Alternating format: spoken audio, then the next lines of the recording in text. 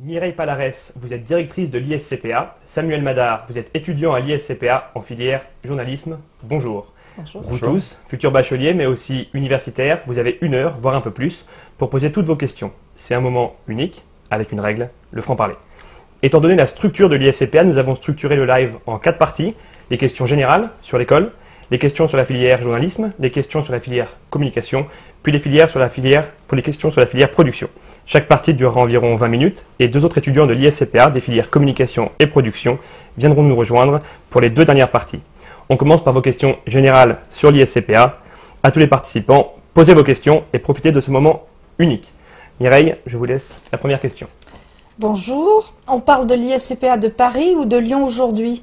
Eh bien des deux. On parle d'une marque, ISCPA, et je vous annonce même que l'on va certainement projeter d'ouvrir dans d'autres villes de France. C'est une bonne nouvelle. Et quelles sont les différences entre les plusieurs écoles qui existent? Alors aujourd'hui, il existe ISCPA Paris avec 600 étudiants sur 3 écoles, le journalisme, la communication et la production. Et à Lyon existe une école de journalisme et une école de communication. Et quelle est la différence pour rentrer dans ces 2 écoles? Alors, je dirais que géographiquement, déjà, le candidat a le choix d'aller, pour des raisons tout simplement de logement, de famille, d'aller à Lyon ou bien de venir à Paris. Et en termes d'équipement? En termes d'équipement, vous parlez de matériel dans l'école? C'est ça. Étant donné la structure de l'ISCPA Paris et notamment l'existence des 3 filières, évidemment, nous avons un bel équipement. Troisième question.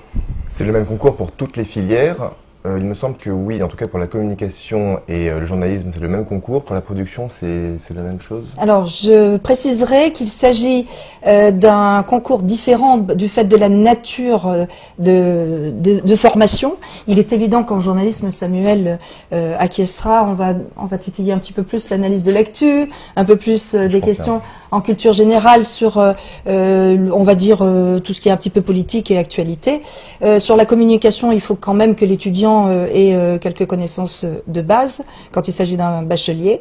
Et plus le niveau d'admission est demandé, on veut rentrer en bac plus 2, en bac plus 3, il est évident qu'on va forcer le niveau. Concrètement, comment est-ce qu'on postule à l'ISCPA? Alors on postule à l'ISCPA, je dirais qu'avant de postuler, moi je donnerais un conseil, il faut d'abord venir à l'ISCPA, il faut rencontrer les équipes, il faut rencontrer nos étudiants et il faut aussi rencontrer des professionnels pour vérifier si on est un peu en phase avec ce projet, peut-être parfois ce rêve d'être journaliste ou de devenir un concepteur-rédacteur. Ensuite, dès qu'on verrouille un petit peu le fait de vouloir devenir concepteur-rédacteur, média-planeur, producteur, ensuite une visite des locaux, une visite, vérifier s'il y a du matériel dans l'école, voir un peu qui encadre, et puis le concours. Moi je propose de passer le concours après ces étapes-là. Je tiens à ce que le candidat verrouille quand même qu'il soit en phase. Et alors justement sur le concours, question suivante. Alors, on a déjà posé la question, c'est le même concours pour toutes les filières. Ah, voilà. Pardon. Quel niveau il faut avoir en terminale pour entrer? Quel niveau il faut avoir en terminale pour entrer? Vu que c'est sur concours, moi j'avais fait une terminale L en ce qui me concerne. J'ai passé le concours pour l'école de journalisme. C'était des questions qui étaient pour la plupart des questions de culture générale. Il y avait de l'anglais, il y avait... qu'il y avait comme autre matière? Il y avait un test d'expression écrite, évidemment. D'expression écrite, il y avait un plutôt oral technique aussi. rédactionnelle quand on veut rentrer dans des bacs. Et quel niveau vous aviez en terminale pour rentrer dans l'école? J'ai eu mon bac, sans mention, j'ai eu mon bac. Et vous regardez les mentions justement au moment du choix des dossiers? Je dirais que tout est important dans le dossier. Il n'y a pas que le côté académique, mais on peut avoir, j'ai l'exemple d'un Khan Hippocane qui n'a pas réussi son concours, ça existe aussi. Oui, pour comparaison, moi je connais des personnes qui ont eu leur bac au rattrapage et qui sont arrivées 2e au concours de médecine, donc ça ne veut pas dire grand chose. Et justement, est-ce que le niveau académique est discriminant? Vous disiez qu'il y avait d'autres choses que vous regardiez, quoi par exemple? Alors, tout ce qui est tout ce qui est soutien scolaire, l'implication dans une vie politique, tout ce qui est sportif, tout ce qui est d'ordre associatif, c'est très important. On parle d'un profil à l'ISCPA. D'accord, donc sur la personnalité du candidat, Samuel, qu'est-ce que vous aviez par exemple comme personnalité, qu'est-ce que vous fréquentez comme personnalité à l'ISCPA qui sont intéressantes Alors, on va parler plutôt de la personnalité du journaliste. vous le savez mieux que quiconque. Il faut être curieux, c'est très important. Un journaliste ne peut pas être journaliste s'il n'est pas curieux de tout. Il faut avoir des connaissances sur l'actualité pour savoir de quoi on parle d'une part, et ensuite pour s'enrichir soi-même et enrichir les autres par la même. Et il y a ce petit plus également que je vais dire tout le monde n'a pas forcément, mais c'est de la... Il n'y a pas vraiment de nom pour ça. D'accord. Voilà. Et sur la personnalité, qu'est-ce qu'il y a des choses précises? Vous disiez un peu tous les points importants extrascolaires. Est-ce qu'il y en a un en particulier que vous regardez? Non, tout est important et c'est au candidat de l'exprimer. Moi, je recommande au candidat de l'exprimer pendant l'entretien de motivation, qui fait partie aussi des épreuves. C'est très important de ne pas se centrer seulement sur les résultats scolaires. On peut être un peu désabusé. Bon, les études terminales, c'est une chose. Là, on rentre dans un enseignement supérieur et dans un enseignement qui est terrain, ce qu'on appelle le professionnalisant. Mais pour un jeune, ce qui est important, c'est de savoir que ce sont quand même des études qui vont à la fois, il y a de la culture G, mais ça va être aussi du terrain. Et donc l'élève qui a encore 6 mois aujourd'hui pour rentrer dans l'école, qu'est-ce qu'il devrait commencer à faire tout de suite? S'engager dans l'association, lire le journal, qu'est-ce qu'il devrait faire? Alors, je dirais qu'il faut déjà au moins avoir un intérêt pour tout ce qui est média. Alors là, on est vous êtes sur l'école en général, donc les 3, et je dirais qu'il y a des points communs. Il est évident qu'il faut s'intéresser à tout ce qui se passe dans les médias, l'actualité. Il faut avoir quand même la conscience de l'importance de l'Internet, des nouvelles technologies, puisque ce ne sont pas des métiers où on va rester dans des bureaux, on n'est pas dans les métiers de la banque, dans les métiers du commercial où on est sur de la négociation, etc. On est quand même sur des métiers où il faut à chaque fois adopter une posture pour obtenir de l'info chez un journaliste, pour être un peu plus créatif, un peu plus percutant dans une communication, pour retrouver un peu un concept et faire vivre l'œuvre d'un auteur. Il faut que, je dirais que le point commun de tous ces étudiants, c'est qu'il faut qu'ils aillent trouver de nouvelles idées, un peu se servir de ce qui existe, de ce qui a existé, mais sentir un peu les tendances. Il faut qu'ils soient un peu intuitifs, créatifs. Je dirais qu'il faut qu'ils aient du caractère aussi. D'accord. Et dynamique sûrement. Prochaine question, ça doit être ça. J'ai lu sur des forums que les intervenants sont bons, mais l'encadrement n'est pas terrible, que l'ambiance est très courte, voire bordélique. Une question de Mick. Eh bien écoute Mick, je vais démentir tout ce que tu me dis, puisque moi j'ai choisi l'ISCPA justement, moi je viens de la fac, j'étais en fac de droit, post-bac. Et niveau encadrement, on peut dire que c'est 0. Si j'ai choisi l'ISCPA, c'est en partie pour son encadrement. Je me suis senti vraiment accueilli, je me suis senti encadré quand je suis arrivé. Il y a une véritable, comment dire, on se sent vraiment accueilli quand on arrive à l'ISCPA. C'est quelque chose qui n'existe pas dans ce que j'ai connu avant. Et on peut être encadré malgré tout s'amuser. On peut, en étudiant. Oui, bien sûr, on peut également s'amuser. On s'amuse, mais ça reste une école. Il faut savoir rester sérieux aussi. Je vois que la question dit que l'ambiance est très cool, voire bordélique. Je suis pas d'accord. C'est pas cool ou c'est trop Ah non, c'est cool, mais pas bordélique. Mireille, pourquoi est-ce que on parle de ça? Cool pour un jeune aujourd'hui, ça peut être de l'ambiance, on peut avoir une relation de proximité avec les gens qui nous encadrent, et oui, c'est vrai. Je suis une directrice qui a un bureau, une porte ouverte. Je déteste travailler avec la porte fermée. Moi, je trouve que c'est très important. On est quand même dans un monde, on destine nos jeunes au monde des médias. C'est la moindre des choses d'avoir l'ouverture au moins d'esprit déjà.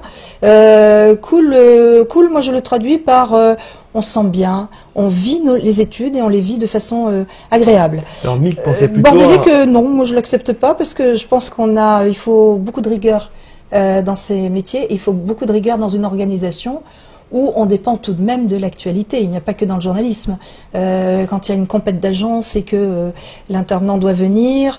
Alors, bordélique, ça peut être pour cette personne du report de cours, tout simplement. Moi, j'appelle ça de la rigueur. Je trouve que l'on doit les séances de cours. Donc oui, on peut décaser, les replacer ailleurs. La question suivante. Peut-on encore s'inscrire au concours ? Alors, au concours de quelle date? S'il s'agit du 18 janvier ou... Alors, à vous de préciser, le 18 janvier, peut-être plus. Alors le 18 janvier, il reste encore quelques places. Alors attention, je déteste rassembler des étudiants en grande assemblée et les mettre en concours. Moi, je crois qu'il faut aussi savoir accueillir les candidats. Il faut être respectueux au fait qu'ils vont quand même passer une journée. C'est quand même éprouvant. Donc, il est dit de l'école qu'on a un très très bon accueil, qu'on sait aussi les mettre dans de bonnes conditions de façon à ce qu'ils donnent le meilleur d'eux-mêmes. Donc plusieurs dates. Donc du coup, en janvier, il y a le 18 janvier et ensuite, la prochaine date est en février. D'accord. Et il y a une question à ce propos. A-t-on beaucoup de chances d'être accepté si on passe le concours au mois de février, car il y a eu des concours avant? Je suis une directrice qui cherche évidemment à recruter les meilleurs profils, les meilleurs éléments et qui soient en phase avec la pédagogie que nous proposons. Donc, sur chaque concours, en effet, on va sélectionner. Voilà. D'accord. Et si des étudiants se rendent compte qu'ils voudraient intégrer l'école après le cours de février, au cours de la seconde partie de l'année, est-ce qu'ils ont encore une chance de pouvoir rentrer dans l'école? Oui, bien sûr, il y aura d'autres concours puisque de toute façon, on va avoir des séances en fonction. Alors après, en journalisme et en production, je limite le nombre de places. Donc, à un moment donné, je décide d'arrêter. D'accord. Toutes les dates seront sur Internet, j'imagine. Oui, on peut de toute façon consulter le site de l'école. L'école est-elle reconnue par l'État? Alors, je rappelle que nous sommes 100% privés, donc nous ne dépendons pas du ministère de l'Éducation nationale. Le cycle d'études est reconnu par l'État, c'est le bachelor qui est reconnu par l'État. Et donc si on s'arrête avant la fin, notre diplôme n'est pas reconnu par l'État, c'est bien ça? Ah bah de toute façon, je dirais que c'est valable pour toute école. Quand on s'arrête après un bac plus 1, on valide une année. Alors il vaut mieux, je recommande aux candidats de valider toujours leurs années, d'aller au bout de leur année, mais non, on peut pas s'arrêter dans un cycle de bachelor. Il faut avoir fait les 3 ans ou bien valider son année quand on rentre en admission parallèle, bien évidemment, et aller au titre certifié niveau 2, puisque nous avons 3 écoles, 3 titres certifiés et 2 cycles professionnels de communication. Donc ce sera une partie importante du choix des étudiants. Si c'est reconnu par l'État, il y a aussi ce choix, on y revient. Donc vous disiez, pour cette partie-là, le choix entre Lyon et Paris, c'est uniquement critère géographique. Est-ce qu'il y a d'autres éléments que vous pensez? Oui, il y a. Alors après, il y a plein de critères qui rentrent dans la décision d'un jeune. Je voulais juste apporter une précision sur l'histoire de l'État. Dans la tête des parents et des étudiants, c'est souvent le ministère de l'Éducation nationale. Donc je rappelle simplement que dans le privé, non. Les certifications de niveau 2 que nous avons dépendent du ministère de l'Emploi. Attention, on est journaliste, communication et production, on est sur des métiers terrain, professionnalisants, qui requièrent beaucoup de compétences. Et du coup, les évaluations sont très importantes, sont prises en compte, l'insertion professionnelle, etc. Et c'est le ministère de l'Emploi. Donc, qui vous reconnaît? Le ministère de l'Emploi vous reconnaît? Enfin, c'est pas une reconnaissance du ministère de l'Emploi, c'est la tutelle du ministère de l'Emploi. Et le titre certifié dépend de ce ministère-là. Et ça n'est pas à vie d'ailleurs.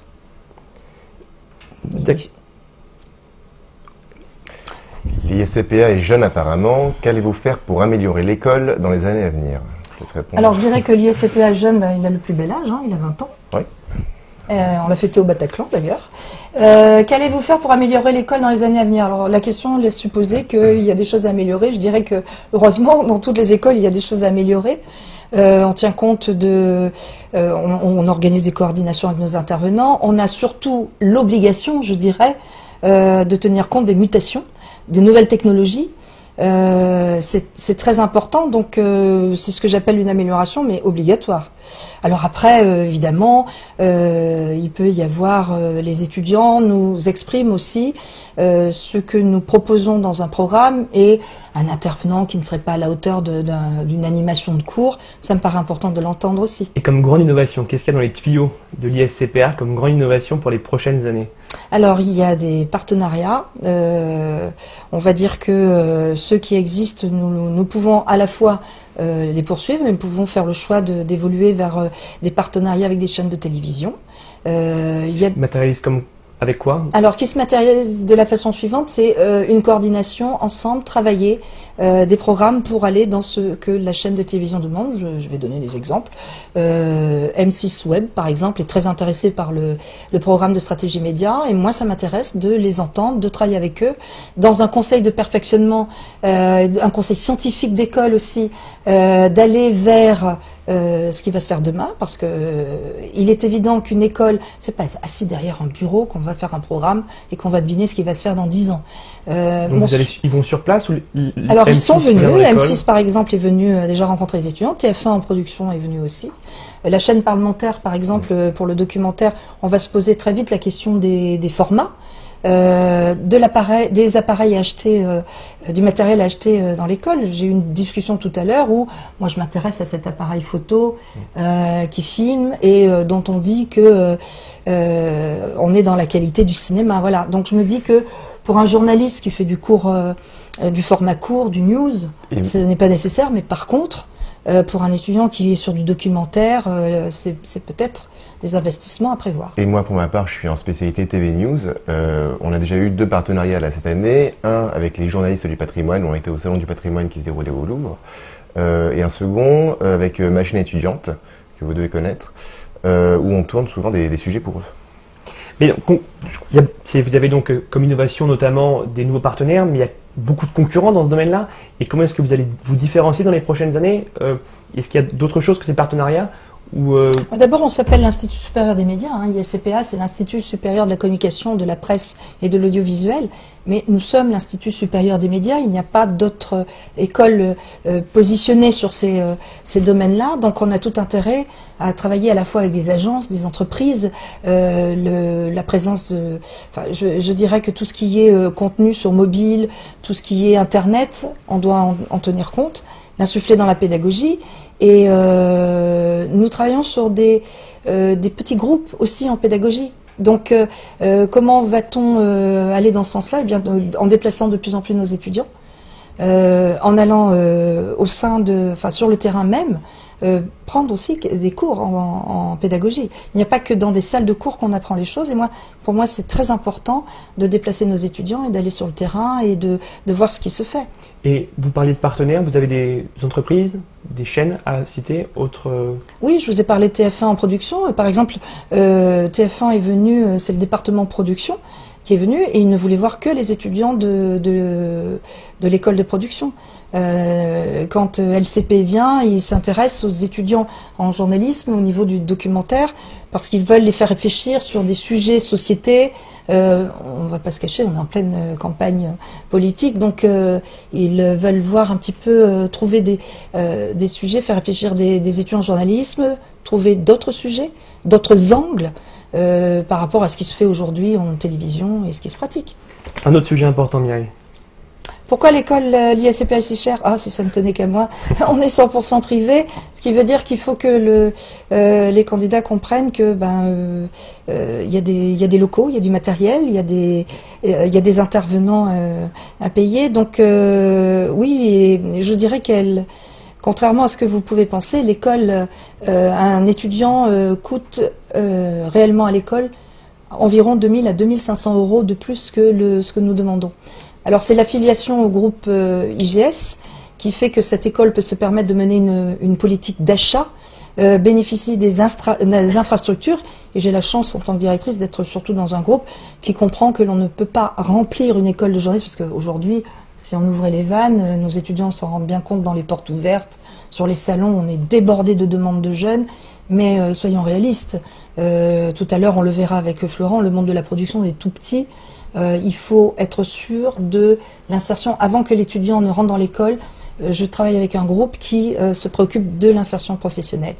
Donc on limite, il y a 2 écoles qui sont limitées dans leurs effectifs. Là, je vois qu'il y a une autre question. Vous mettez en avant des métiers très importants, lobbying, directeur, mais pensez-vous vraiment qu'une école post-bac mène à ces métiers? Moi, je vais parler du journalisme, puisque je suis en journalisme.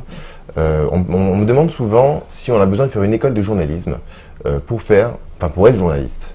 Je vais répondre, la réponse est oui, pour plusieurs raisons. La première, c'est que aujourd'hui, dans le journalisme, on nous demande d'être polyvalent. Et l'ISCPA permet d'accéder à cette polyvalence. C'est-à-dire que le matériel est d'excellente qualité, les intervenants sont d'excellente qualité, les étudiants aussi, je ne parle pas forcément pour moi. Et donc, quand on arrive sur le terrain ensuite, ça facilite beaucoup. N'importe qui n'a pas fait d'école de journalisme doit tout apprendre sur le tas. Et c'est beaucoup plus compliqué. Parce que vous parliez tout à l'heure justement de l'apprentissage sur le tas qui est très important. Oui. Donc est-ce que quelqu'un justement qui fait que du tas, du métier, ne peut pas apprendre le métier? Est-ce qu'il faut qu'il aille avant à l'école? Alors, je dirais que c'est beaucoup plus simple que cela. Autrefois, on était sur des métiers de presse écrite. Donc, on pouvait tout à fait venir de fac d'histoire. Et puis, les nouvelles technologies sont arrivées et petit à petit, il a fallu professionnaliser. Par exemple, Samuel apprend en deuxième année de journalisme à encoder son image et autrefois, ça n'existait pas. Donc là, il faut être sur le terrain, il faut du stage pratique, il faut pouvoir avoir des partenaires parce que le journaliste qui vient en cours, c'est très bien. Tout le monde va être au taquet, on est en conf de rédac, on reproduit exactement ce qui se fait sur le marché. Mais à un moment donné, Samuel parlait du salon du patrimoine, on se retrouve sur un stand, il y a un banc de montage parce qu'on voit que la personne n'a réservé qu'un petit stand et il faut qu'il fasse son boulot de journaliste, il faut monter, il faut être dans les temps, il faut y aller. C'est ça, il faut être capable de filmer, de monter, de pouvoir interviewer la personne en temps voulu, la personne a du retard, tout ça, ça s'apprend avant plutôt que de devoir improviser après. Donc on apprend beaucoup de choses. Il y avait, comme dans la question, le métier de lobbyiste, le métier de directeur. Est-ce que c'est des choses qui J'aimerais répondre à cela. Évidemment, dans la question, on entend une école post-bac mène à ces métiers. Alors moi, je dirais que, attendez, avant, il y a un bachelor. C'est très important. Dès que vous avez terminé vos études, vous validez votre bac, et là, vous allez rentrer dans un monde d'enseignement supérieur. Et ce que j'ai souhaité, c'est rentrer dans ce fameux moule, le cadre du LMD. Donc 3 et 5 ans. Beaucoup d'écoles font le choix de ne pas le faire. Moi, j'ai fait le choix de le faire parce que je trouve épouvantable, en sortant de terminale, de se dire « Oh, j'en prends pour 4 ans ». Moi, je trouve que un étudiant a le droit de se dire « Ok, j'ai choisi de faire du journalisme, mais peut-être qu'après, je vais quand même tenter un Sciences Po et aller me généraliser, aller vers de la culture G, aller choisir de la géopolitique, par exemple, ou bien plus de l'histoire ou quelque chose qui soit un peu plus spécifique parce que j'ai découvert au travers de mes stages un journalisme un peu plus orienté sur telle et telle chose, par exemple. Ça voudrait dire que pour arriver à ces métiers-là, il faudrait faire une école en plus de l'ISCPA? Ah non, pas du tout. C'est le bachelor qui prépare et qui vous permet, pendant ce temps, de réfléchir, et notamment dans la dernière année, ils ont tous à peu près l'idée de « je vais travailler ». Le bachelor est suffisamment professionnalisant pour aller travailler, ou au contraire, aller vers des perspectives de manager. Ce qui est formidable dans le groupe IGS, c'est qu'un étudiant de communication, par exemple, après son bachelor en communication, peut se dire « je vais vers de la direction de communication », puisque là on fait allusion au lobbying directeur, donc j'y vois plutôt une allusion au programme de com d'entreprise d'influence, où là, en effet, on aspire à des métiers de management, de vision stratégique. Mais par contre, l'étudiant du bachelor peut aussi bien se dire, je vais me généraliser. Au contraire, je vais plutôt aller vers quelque chose d'un peu plus spécifique. On va dire, par exemple, sport et événementiel, voilà, des choses un petit peu plus orientées. Se donner le choix, pourquoi pas, d'aller dans les ressources humaines, d'aller vers quelque chose d'un peu plus entrepreneurial ou plus commercial. Et dans le groupe IGS, existe des passerelles qui le permettent. Alors, sur les métiers, on va aller peut-être plus dans le détail. Dans la filière journalisme, on passe donc aux questions spécifiques à la filière journalisme. Première question. On est toujours sur le lobbying. Voilà, c'est bon, elle arrive. Est-ce qu'on met l'école dans le vœu post-bac ? Ben oui, tout simplement. Moi, je mets clairement l'école dans mes vœux post-bac. C'est ce que j'ai fait et j'en suis très content. Pour les raisons que j'ai expliquées tout à l'heure. Alors là, si on s'adresse à des étudiants de terminale, il est évident que leurs vœux concernent plutôt les écoles publiques. Après, l'étudiant a tout à fait le choix d'aller vers le privé. Et quand je dis le privé, j'entends des études un peu plus terrain. Il y a une différence entre un infocom et un étudiant qui va se diriger vers le journalisme ou vers la communication. Voilà. Donc, le terme de post-bac s'applique plutôt à des étudiants du public. Donc, pour aller concrètement dans la partie journalisme, Vous pouvez nous dire quelle est la reconnaissance de l'école pour le journalisme? Alors, la reconnaissance de l'école, l'internaute fait allusion à la reconnaissance qui existe au niveau de la Convention des journalistes, la commission paritaire. Il y en a 13, il y a 13 écoles, nous n'en faisons pas partie. Donc c'est une reconnaissance par l'État, celle-là? Alors, non, c'est une reconnaissance par la profession. Alors, ça n'a rien à voir avec la carte de presse, puisque nos étudiants, je pense que j'ai déjà en deuxième année de journalisme des étudiants qui ont la carte de presse, puisqu'il suffit de justifier de ces revenus qui émanent directement de piges, d'articles et autres. Donc ça n'a rien à voir avec la carte de presse. On fait allusion là à la reconnaissance de l'école au niveau du journalisme. On fait allusion à la commission paritaire qui décide, il y en a 13. De toute façon, il était décidé qu'il n'y en ait pas d'autres. Donc Sciences Po était la 13e. Est-ce que ça nuit à l'école de ne pas être reconnue? Pas du tout, parce que je vais, sans donner de nom, parler des RH par exemple de Radio France, où elle me dit que nos étudiants en radio sont aussi bons, et n'ont rien à envier à des étudiants de l'ESJ Lille, par exemple. Justement, quelle est la reconnaissance par les entreprises de l'école? Alors, si on parle d'entreprise, on parle de groupe de presse, on parle d'entreprise en communication. Plutôt l'emploi à la fin de l'école, comment est-ce que ça se passe? De façon générale, je dirais que la reconnaissance, j'ose dire que bien évidemment que le diplôme est très important, mais j'ose dire que les compétences de nos étudiants sont celles qui priment.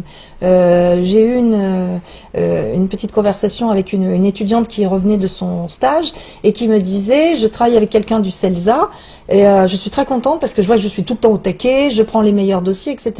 Je lui dis: oui, mais enfin, le CELSA, c'est une très belle formation, on n'est pas du tout sur les mêmes critères.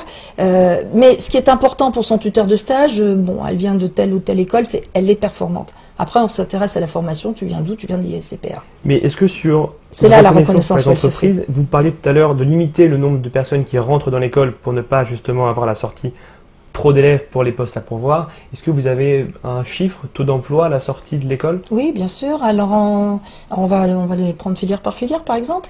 Alors, en journalisme, on a de plus en plus d'étudiants qui poursuivent leurs études. Donc, on est au total à 88% d'étudiants, on va dire, en exercice. Alors, j'entends par exercice 63, je vous prie de m'excuser, mais les chiffres exacts sont sur le site. 63% qui travaillent et 25% qui poursuivent leurs études. Alors vous allez me dire, 88%, ça fait pas 100%, malgré vos beaux discours. Eh bien, nous avons des étudiants qui font le choix de ne pas souscrire à l'épreuve du mémoire, ce fameux mémoire professionnel qu'il faut rendre, qu'il faut soutenir, parce qu'ils préfèrent aller bosser et ils nous demandent de pouvoir surseoir. Et il y a tout un accompagnement de l'école parce qu'on ne les lâche pas. D'abord, on ne peut pas les compter en tant qu'anciens, même s'ils bossent. Il y a une règle dans l'école, c'est qu'il faut aller jusqu'au bout de ses études et un diplôme se mérite.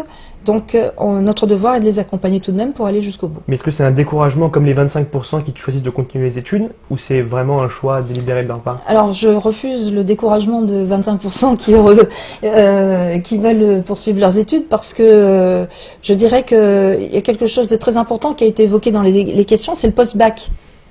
Donc à un moment donné, il y a des étudiants qui ont leur bac à 17-18 ans et qui se sentent pas prêts du tout à aller travailler, qui font le choix. Et moi, je les encourage, je trouve ça très bien d'aller poursuivre les études. Vous avez demandé les insertions professionnelles sur les autres filières. Pour être très rapide, en communication, ils font davantage le choix de poursuivre les études et cela se comprend. Et j'en ai parlé tout à l'heure. Et en production, là, évidemment, on a un très bon taux d'insertion. Il est de 80%, avec aussi cette problématique d'étudiants qui travaillent et qui ne présentent pas le mémoire. On y reviendra tout à l'heure. Samuel. Pourquoi as-tu voulu devenir journaliste? J'ai voulu devenir journaliste parce que je suis passionné de journalisme. C'est un métier de passionné. Qui naît de quoi cette passion? Pardon? Elle est née de quoi cette passion? C'est grâce à mes parents. C'est grâce à mes parents qui étaient abonnés à plein de journaux et je lisais les journaux avec eux, même si je comprenais pas forcément tout quand j'étais petit, soit le 20h ou d'autres magazines. Et ensuite, il y a autre chose, c'est que, un peu comme saint Thomas, je ne crois que ce que je vois.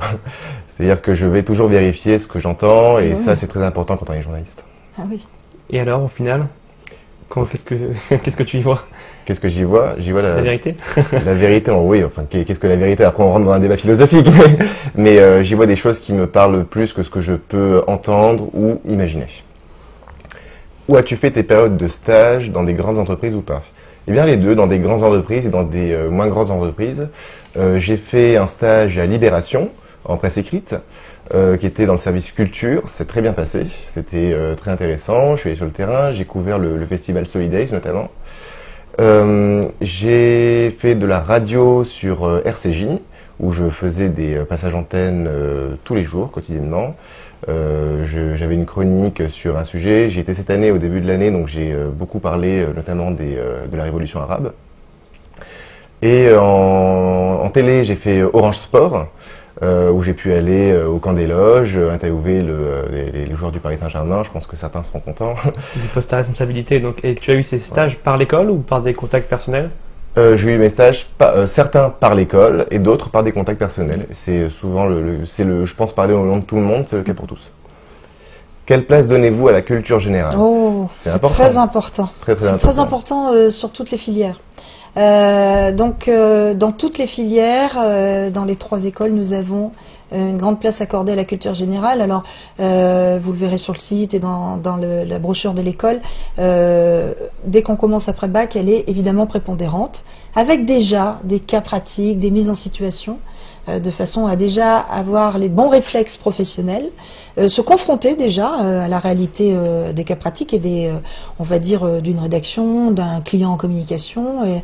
Par exemple, je pense au petit court-métrage Canal+, que font les étudiants de première année de production. Il faut connaître la chaîne éditoriale, et ça, c'est la ligne éditoriale de la chaîne, c'est très important. Plus on va monter, plus on est terrain. Et c'est une culture générale d'actualité. On a vu que les concours étaient souvent des questions très précises sur le nom de certains PDG, le nom de certaines... des questions assez compliquées. Donc c'est une culture générale d'actualité plutôt? Alors moi je voudrais donner un conseil à tous ceux qui s'inquiètent de savoir ce qu'il y a dans les concours. C'est très important de les rassurer. Dans le test de culture générale, il y a le mot général. Et à l'ISCPA, on ne se cantonne pas seulement à l'histoire, la géographie, quelques dates, etc. Il y a aussi tout ce qui se passe, l'actualité. Ça, c'est très important. On ne peut pas vouloir intégrer un monde de médias sans se préoccuper de ce qui se passe, que ce soit dans le monde de la musique, dans le monde de la littérature, tout politique. Il faut vraiment être au taquet sans arrêt.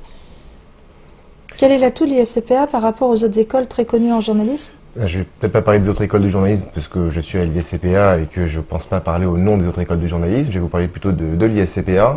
L'atout principal de l'ISCPA, c'est que c'est une grande famille et qu'on s'y sent chez soi. On est bien encadré, les enseignants sont de très grandes qualités. Cool. C'est une ambiance cool, pas bordélique, très cool. Et voilà, c'est exactement ça, c'est qu'on se sent à l'aise avec... Il y a une hiérarchie, mais la hiérarchie est là pour instaurer des... il faut des cadres. Voilà, voilà pour encadrer. En dehors de ça, on s'entend bien avec tout le monde, il n'y a vraiment pas de... On se sent chez soi. Et concrètement, vous avez d'autres points sur lesquels vous avez insisté au moment de au moment de l'organisation de l'école, justement, pour pouvoir... que les étudiants se sentent mieux dans l'école? Je pense pas qu'il y ait de progrès à faire au niveau de l'ambiance dans l'école, parce que... Au niveau de l'ambiance, c'est très bien. Moi, je trouve que nos étudiants vivent bien leurs études. Ils sont bien, je les vois le soir à 20h30, ils sont heureux, j'évite de les déranger, ils sont au taquet, ils sont dans leur... ils sont très contents d'être là, je les vois tôt le matin aussi, et je les vois arriver, ils ont... bon, tout le monde n'est pas... ils sont pas tous évidemment identiques, mais très souvent, ils sont déjà heureux en arrivant dans l'école. Quelque chose qui les stresse peut-être, est-ce que c'est... Attendez, partiels à passer, forcément. Forcément, on a des partiels à passer. L'école sans évaluation, c'est voilà, c'est ça. Pas pour aujourd'hui. Et comment ça se répartit? Partiel, contrôle continu? Est-ce qu'il y a une... il y a 2 parties. Il y a le contrôle continu. Ça dépend des matières, en fait. Ça dépend des matières. Il y a des matières pour lesquelles il y a uniquement un partiel à passer après des cours, en général, magistraux. Et d'autres cours plus pratiques où là, il s'agit d'un contrôle continu. Avec mémoire, parfois? Le mémoire, c'est à la fin du cours. Je veux dire des mini-mémoires, des cas pratiques qui sont faits au cours de ces cours-là. Ils mangent du terrain. Hein. Ouais, on mange pas mal de terrain. Ils mangent du terrain. Évalué par rapport aux expériences de terrain également? Oui, carrément. En quoi consiste la filière internationale? Alors, je pense que l'allusion est faite au semestre international. Comme je le disais tout à l'heure, nous sommes dans un grand groupe de formation qui a vraiment sa place sur le marché de la formation, et l'avantage, c'est de bénéficier de ces services fonctions support. Des fonctions support, donc on s'appuie sur IGS International qui permet à nos étudiants alors plutôt de bachelor et de bac plus 5 du cycle master professionnel en communication de partir à l'étranger. Où? Alors, 12 destinations. Je crois que j'ai à peu près le chiffre en tête. Tout est vérifiable sur le site. Alors, ça dépend. Samuel ne peut pas partir n'importe où dans le monde. Pourquoi? Pourquoi je peux partir partout dans le monde? La radio, sans un studio radio, ça me paraît quand même embêtant. Qu'est-ce qu'il y a comme destination, par exemple? Alors, sur le journalisme, par exemple, en Europe, je pense au Griffith College à Dublin, qui a un très beau studio radio, qui a du matériel, des caméras, qui est très équipé au niveau de la photo. En général, c'est la destination de prédilection. Mais Émilie était partie, a ouvert la voie avec l'Argentine l'an dernier. Nous avons des étudiants en journalisme cette année qui partent à Mae Dol en Thaïlande. Voilà, en communication, les destinations sont plus nombreuses. Alors, en fait, qu'est-ce qu'il faut entendre derrière ces contraintes? C'est le programme doit correspondre par rapport à ce qui est fait en second semestre à Paris.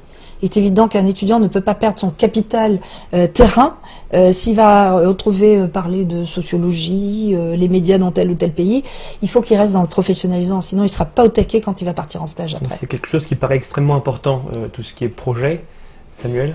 Quels sont les travaux pratiques, les projets qu'on réalise dans l'école, Samuel? Eh bien, il y a beaucoup de projets qu'on réalise. On va sur le terrain, principalement. Quand on nous dit tu vas faire tel sujet et tu te débrouilles pour tes intervenants, eh bien, on se débrouille et on doit trouver des intervenants. Et généralement, on essaie de trouver des intervenants de qualité. Si je dois donner des exemples, moi, dernièrement, j'avais un sujet à faire en sport. J'ai réussi, par le biais d'RMC et par quelques tours de passe-passe, à avoir le numéro d'Eli Bope, l'ancien entraîneur des Girondins de Bordeaux, qui est consultant sur... Et quel était le projet? Vous avez dû faire quoi avec cette personnalité? Une interview. Là, il s'agissait juste d'une interview. Après, bon, ça, c'était juste pour une interview. Après, on doit aller, par exemple, filmer. Récemment, j'ai fait un sujet sur la nouvelle technique de dépistage du sida, où on le prend juste sur le doigt. J'ai réussi à voir la personne qui avait inventé cette pratique donc c'est avant tout des déplacements pour aller interviewer des personnes. Oui, alors là on est dans le cadre d'interview, mais après en deuxième année il y a l'exercice de simulation de guerre, il y a quand même des partenariats qui comptent dans la vie de l'étudiant en journalisme. On faisait allusion par exemple au Salon du patrimoine, il y a les AJP parce que vous avez quand même des portraits à rendre avec... L'AJP, c'est quelque chose qu'on fait en première année, où il s'agit d'un journal que l'on doit écrire, un journal de 8 pages, si je me souviens bien, sur un thème que l'on choisit soi-même. Et donc il y a des reportages, il y a des interviews, il y a un portrait à faire, il y a beaucoup de choses à construire où on doit aller chercher soi-même les informations, et c'est un véritable travail en profondeur. Beaucoup de projets donc. Merci Samuel pour vos réponses aux questions générales sur l'ISCPA et sur la filière journalisme. Je vous laisse faire place à Virginie Com, étudiante de la filière communication. On passe donc à vos questions spécifiques de la filière communication.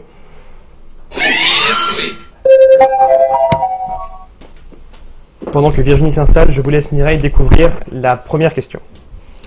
Comment vous situez-vous par rapport à l'ISCOM et à Subdepub par exemple? On n'est pas du tout sur les mêmes terrains. D'abord, il y a de la place pour tout le monde en communication.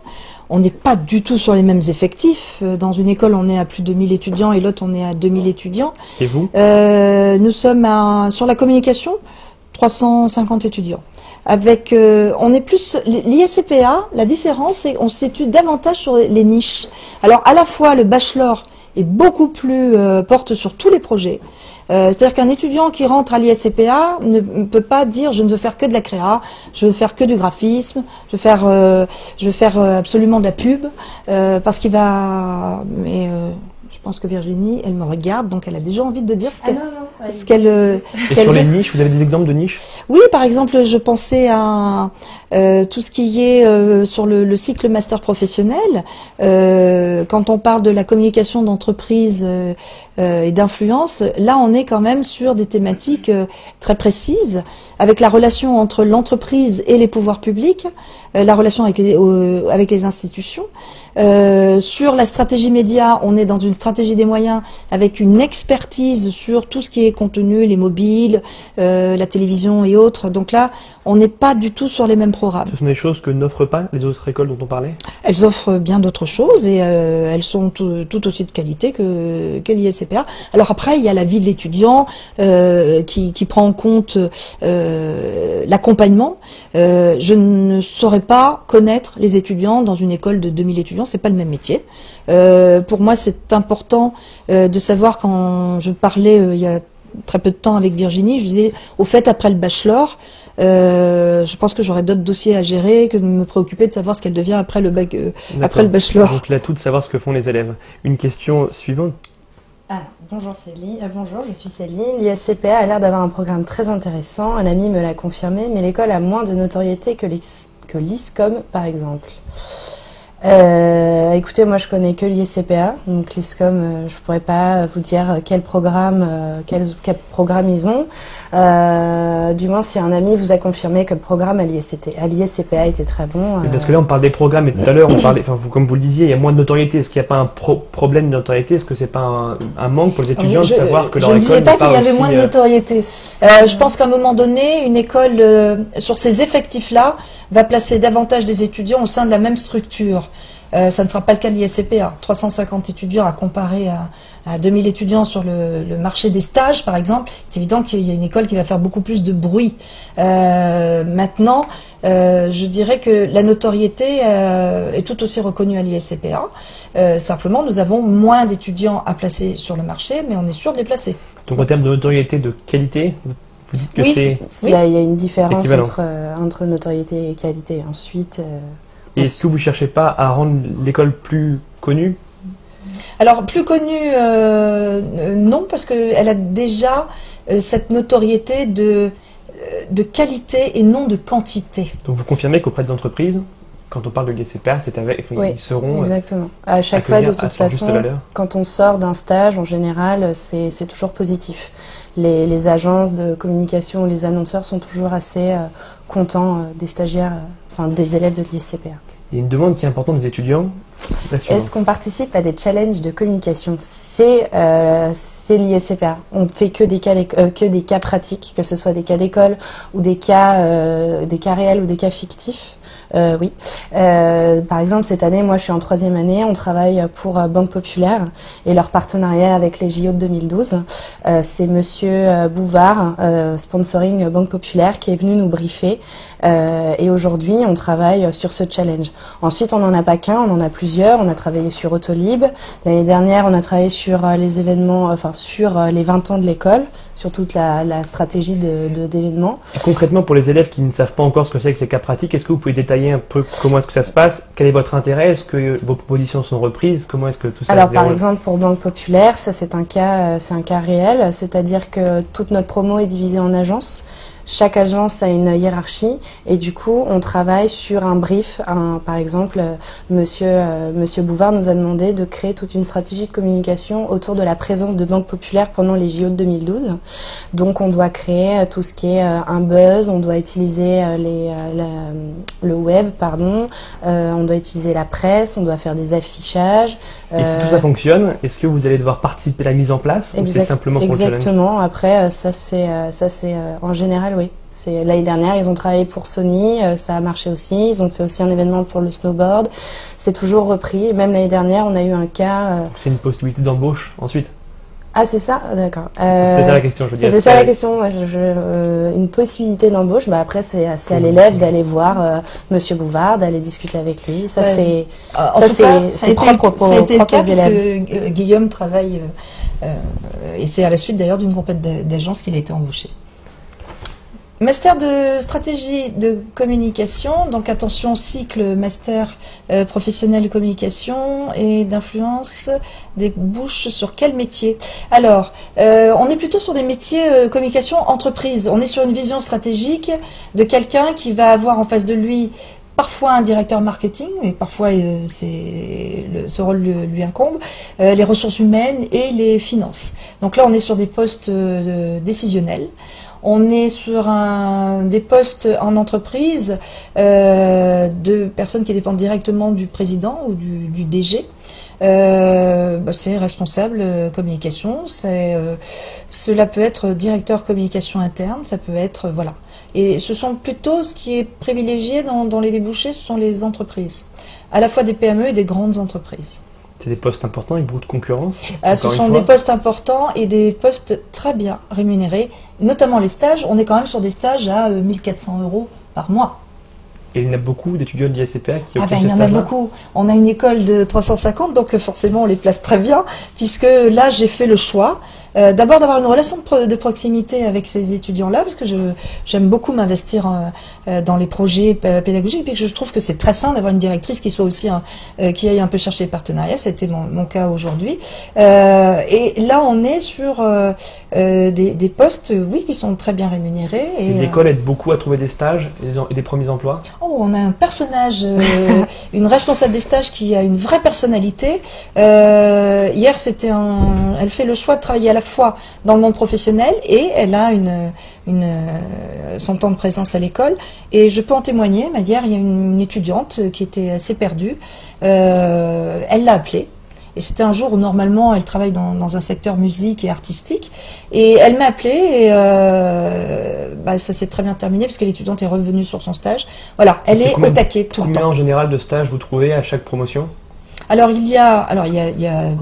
je vais reprendre ce qu'a dit Samuel tout à l'heure qui est très important. Et je pense qu'il faut dire les choses puisqu'on a quand même une école de journalisme qui vérifie continuellement tout ce que nous disons. Samuel a dit quelque chose d'important. À la fois nous les trouvons et parfois dans notre réseau. Et je dirais que beaucoup d'étudiants arrivent de l'un à l'autre. On est quand même dans des univers où il y a... Vous imaginez le réseau de l'ISCPA? Sur ces trois, il n'existe nulle part ailleurs. D'abord, il n'y a pas d'autre concept d'école sur ces trois écoles. Donc du coup, il y a cette discussion entre un étudiant de communication et un étudiant de production, et puis l'étudiante de communication va dire, moi les métiers de l'audiovisuel m'intéressent, rentrer à la Gaumont, faire de la com, etc. Beaucoup d'interaction. Voilà. Donc. Et par contre, aucun étudiant reste sans stage, parce que notre responsable des stages, Madame Priou, s'y attelle. Oui, parce qu'elle est très proche de nous et elle veut pas qu'on soit dans la nature. C'est vraiment un lien de proximité. Elle peut passer beaucoup de temps avec un étudiant. Et là, j'ai vu, elle avait, par exemple, elle a repris tous les CV et elle met énormément de disponibilité au niveau des premières années. Si après le bachelor en communication, on veut continuer dans une autre école, c'est possible. Que font les diplômés? Par exemple, moi, je suis donc en 3e année, en fin de bachelor. Donc à l'école, on a la possibilité de faire un master, un cycle master. Mais moi, j'ai pris la décision de faire un cycle master en école de commerce. Parce que je souhaiterais créer ma propre structure après à la sortie de mon master. C'est une entrepreneuse. Quelque chose qui est fréquent chez vous, il y a une station pour la création d'entreprise? Ah oui, on a sur les anciens, sur 2500 anciens Lyon-Paris, on a plus de 150 anciens qui se sont lancés. Alors, le statut entrepreneur, il faut entendre le freelance, oui. Qui a par exemple du concepteur-rédacteur. Il y a des étudiants qui créent leur société, leur agence. Et il y a des étudiants qui deviennent producteurs, etc. Et puis même, de toute façon, par exemple, j'ai un ami qui est Olivier, qui est en 3e année comme moi, qui continue ses études et qui n'a pas attendu la fin de ses études pour créer sa propre structure. Par contre, il y a beaucoup de communicants qui vont aller en cycle master en communication dans d'autres écoles ou rester à l'ISCPA, ou il y en a qui vont s'arrêter, qui vont trouver un stage tremplin. Donc un stage tremplin, c'est un stage qui propose un CDD ou un CDI juste après le stage, ou comme moi, faire une école de commerce, ou s'arrêter un an, reprendre ses études. Après voilà, c'est vraiment à chacun son envie de... Possible, exactement. Oui, c'est génial, on est dans un groupe qui dit que c'est le monde des possibles, et ce qui est extraordinaire, c'est que l'étudiant après une école privée peut faire le choix d'aller vers l'alternance. Ou même c'est extraordinaire. Où es-tu partie à l'étranger? Tu as effectué tes stages? Alors je suis partie à l'étranger pour mes propres vacances, donc je pars souvent... Mais pas dans le cadre des études? Non, pas dans le cadre des études. Par contre, j'ai le projet de faire une année de césure entre mon Master 1 et mon Master 2 et partir un an au Canada. De toute façon, aujourd'hui, un étudiant qui soit en communication, même un étudiant en faculté, se doit de voyager parce qu'aujourd'hui, on peut plus se fermer à notre propre pays. Il faut s'ouvrir à ce que le monde nous offre, à ce que les cultures nous offrent. Et vous êtes poussé à le faire? Oui. Alors on les pousse, oui évidemment, parce qu'on internationalise aussi les cursus. Par exemple, le SIC Master professionnel, l'anglais est prépondérant, alors soit sous forme de cours d'anglais, soit de professionnels de métier qui viennent parler en anglais. Et il y a de plus en plus d'étudiants qui partent à l'étranger, à la fois en stage et à la fois sur le semestre international, oui. Et sur les stages, justement, tu as fait tes stages où? Alors moi j'ai fait des stages, donc mon premier stage je l'ai fait en agence de relations de presse dans le milieu du vin et de la gastronomie, Force 4. Ensuite j'ai fait mon deuxième stage dans une agence de communication qui s'occupe des cabinets d'avocats, d'assurance et de gestion qui s'appelle Elliott et Marcus. Et cette année, je suis en train de rechercher mon futur stage, mais j'aimerais me spécialiser dans le web et le community management. Et beaucoup d'étudiants se plaignent que lors de leur stage, dans des fonctions pas assez intéressantes, pas assez responsabilisantes. Est-ce que c'est quelque chose que tu constates en général? Oui, exactement. Il y a c'est pas pour tout le monde. Il y a beaucoup d'amis à moi qui ont été dans des grands groupes ou dans des petites agences et qui ont eu des grosses responsabilités dès leur première année. Ensuite, voilà, c'est possible de tomber sur un stage où on passe sa journée soit sur Facebook ou à faire des photocopies ou à faire du café. Alors, pour pallier ce problème, la responsable des stages, oui, tout à fait, a demandé à auditer. Alors, c'est une innovation. Oui. Aujourd'hui, ça n'est pas encore pratiqué dans les écoles. Ça me semble important de savoir s'ils recommandent le stage. Alors après, moi, par rapport à Virginie, j'émettrai un commentaire. Tout dépend aussi de la personnalité de l'étudiant. S'il ne va pas chercher des dossiers un peu plus importants, s'il ne se manifeste pas, voilà. On peut avoir ce cas aussi.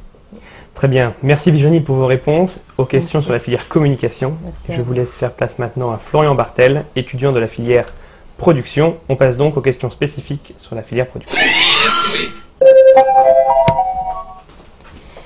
Est-ce facile d'intégrer une licence après un bac+2 DUT service et réseau de communication? Nous en avons.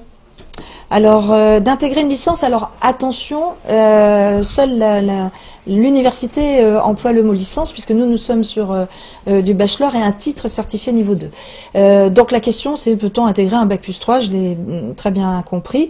Bien évidemment, ce qui me manque, c'est quelle filière? Je suppose que là, on fait allusion à la communication. Eh bien, la réponse, c'est... services et réseaux de communication, donc il y a une prépondérance au niveau de tout ce qui est informatique. Maintenant, l'entretien va mettre à plat les compétences de l'étudiant en matière de communication, en matière publicitaire, en matière d'écriture, etc. Donc, il peut y avoir une mise à niveau. Mais on ne peut pas répondre à cette question sans avoir le dossier du candidat. Florent, on commence avec toi tout de suite. Ouais, alors, tu peux nous parler de l'ambiance en filière production, Florent? Alors, elle est très cool. Oh, pas toujours, hein. Ouais, non, mais elle est... alors, ça dépend à quel niveau on se place, mais à l'intérieur de la classe, donc on va dire que c'est tout simplement comme dans toute école, enfin voilà, à part que à la différence je sais pas, mais à la différence dans le sens où les intervenants qui sont avec nous sont des intervenants avant tout et viennent pas faire partager leur métier, leur passion.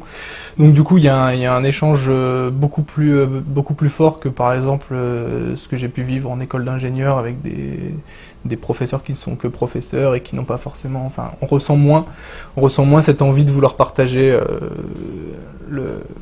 cette passion en fait que les intervenants ont. Et qu'est-ce qu'on fait concrètement en production, dans les cours avec des professionnels? Pardon? Qu'est-ce qu'on y fait concrètement dans les cours avec des professionnels?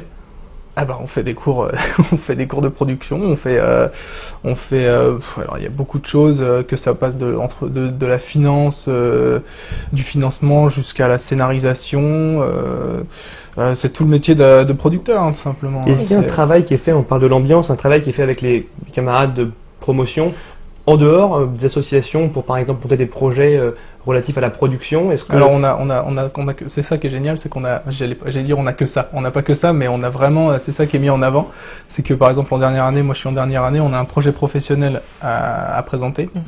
Et on est par groupe, alors on est par groupe, ça dépend, entre 2 et 5, je crois, 4 ou 5.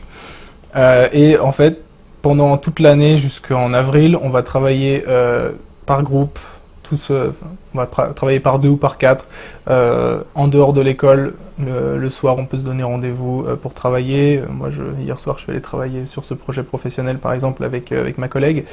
Et qui est quoi pour ton projet professionnel? Qu'est-ce que c'est? Alors moi, c'est une création de série télévisée, pardon. Donc une série de 2 minutes, donc pour être précis, comme Kaamelott par exemple. Et pour faire tout ça? Bonjour, quel est le matériel mis à votre disposition? Alors l'année dernière, on a créé une bande-annonce et l'année d'avant un court-métrage. Alors le matériel mis à la disposition, ça va être tout ce qui est utile à faire justement un tournage. Donc ça peut être les caméras, son, caméra. Bande montage, etc. Il y a un investissement important justement de l'école sur tous ces matériaux-là? Je dirais que l'investissement le prépondérant, c'est évidemment sur l'école de journalisme, parce qu'on ne peut pas faire de radio sans studio, sans micro, des micros LM, etc. Sur la production, ils ont... là, Florent parlait d'un projet qui est très important, puisqu'il va à la fois du concept, l'écriture, jusqu'à son développement, les recherches de financement. Il faut qu'il soit viable, parce qu'il a un showcase qui l'attend fin avril. Je ne cherche pas à faire monter la pression, mais il y a un showcase de professionnels qui va juger de la posture de producteur. Est-ce qu'ils sont capables de réécrire derrière un auteur, d'arriver à donner une vie plus viable et commerciale? Parce que c'est bien beau, le travail artistique, mais à un moment donné, il faut que la musique, la série télé, le film au cinéma prennent vie, existent et soient commercialisés. Et on est tellement dans la réalité, qu'en fait, on va même... créer pour de vrai, c'est pas comme si on faisait un exercice, on va créer pour de vrai cette série télé, on va créer pour de vrai les courts-métrages, on va créer pour de vrai des festivals, etc. On est vraiment là, on nous lâche pour ce projet professionnel et ensuite pour pouvoir s'intégrer beaucoup plus facilement dans la vie professionnelle en disant, voilà, j'ai déjà monté un dossier de production, je suis capable d'être producteur. Tu viens du monde, tu viens d'une école d'ingénieur? C'est ça, avant, oui. Il y a une question pour vous, Mireille. Avez-vous des bacs pro? Je dirais que le dossier est très important, mais on a de très bons bacs pro, oui, bien sûr, on en a. Je dirais que c'est un ensemble. La motivation, le fait d'avoir des qualités qui fassent que l'étudiant va être en phase avec la pédagogie, oui, le bac pro est intéressant en ce sens où il est déjà terrain. Donc théoriquement, il a le sens des responsabilités, le sens surtout de la posture du professionnel. Maintenant, après, il y a chacun est libre de passer ce concours. Il est ouvert au plus grand nombre. Je vais choisir les meilleurs. La partie dossier, concours, comment ça se répartit en termes de pourcentage dans l'évaluation finale? On va dire, sur les 3 écoles confondues, on est à 1 sur 3, voire 1 sur 4. Quand on est sur les plus petits effectifs, sur les cycles master professionnels. Pourquoi le diplôme n'est reconnu que niveau 2 et pas 1 alors que c'est un bac plus 5? Pourquoi pas de grade master? Ah, alors je suis désolée de vous l'apprendre, le grade master n'existe que pour l'accessibilité n'existe que pour les écoles de commerce. C'est pas juste. C'est pas juste. Les titres visés, les grades master, tout ce qui est MBA, etc. sont les écoles de gestion, management et commerce. Niveau 2, c'est le niveau suprême pour un responsable projet communication, pour un journaliste. Niveau 1, Florent vient d'études d'ingénieur, c'est équivalent. En effet, en général, c'est délivré aux écoles d'ingénieurs. Il y a une ouverture maintenant pour les écoles de communication et bien évidemment, nous allons ouvrir ce dossier. Très bien. Et en termes de vie étudiante, y a-t-il des logements spéciaux pour les étudiants de l'ISCPA? Pas chez moi. Ni à Lyon? Alors, ni à Lyon. Donc, je dirais qu'ils se débrouillent. C'est un très beau campus avec 7-8 filières, métiers et aucun problème. Alors l'avantage de ce campus, c'est que quand les étudiants étrangers de l'American Business School partent, cela donne une manne et une porte ouverte sur des possibilités d'avoir un autre logement, etc. Mais ils se débrouillent très bien. Puis je dirais qu'il y a Facebook aujourd'hui. Tout à fait. Mireille, nous arrivons à la fin de ce live. Est-ce que vous avez un dernier mot à faire passer aux étudiants? Moi, je dirais que les étudiants qui sont un peu timides, un peu réservés, et je l'étais autrefois, ont tout à fait leur chance autant que ceux qui ont de la personnalité. Ce qu'il faut, c'est que je donnerai un conseil. Verrouiller, rencontrer Ne vous précipitez pas vers les écoles, arrêtez d'entendre les discours, allez vite sur des salons, c'est le mois de décembre, tout est fichu en janvier, en février si vous ne passez pas votre concours. Allez surtout verrouiller, faites des rencontres, allez voir des professionnels, allez dans des agences de communication, dites voilà, juste 5 minutes, je voudrais juste vérifier, est-ce que ce métier-là existe, qu'est-ce qu'il faut comme qualité, je suis pas très sûre. Sur le journaliste, rencontrer les journalistes, vous ne pouvez pas. Aller vers ces études sont quand même des métiers de passion, pas forcément rémunérés, il faut le savoir. Hein. Sur les métiers du journalisme, on va pas gagner des 4, 5 000, 6 000 euros. Ce sont des métiers, on l'a vu avec nos étudiants, on voit qu'ils vivent très bien leur cas pratique, leurs études, leurs stages, etc. Mais verrouillez surtout les rencontres avec des professionnels. Voilà. Et puis après, vous passez votre concours. Mireille, Florent, merci et Merci rendez-vous beaucoup. à l'ISCPA. Merci.